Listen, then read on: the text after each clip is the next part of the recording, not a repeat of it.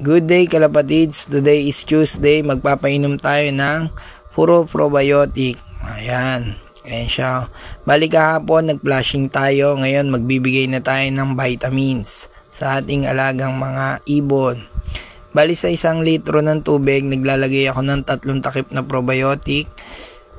Pwede ring 5 kasi wala naman siyang overdose. Ayan, organic po kasi siya. Pwede rin niyang ihalo sa patuka. Ayan. Tapos pag sa tubig, dapat non-chlorine.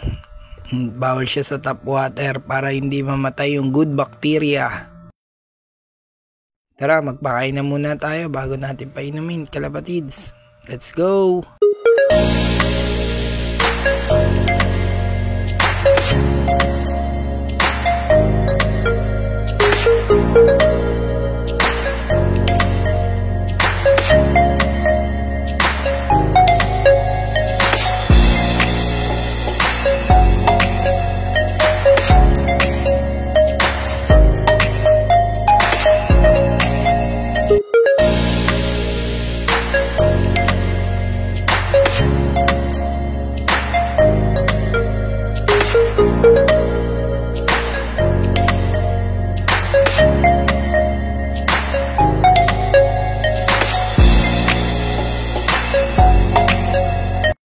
Painumin na natin sila, kalapatids. Let's go!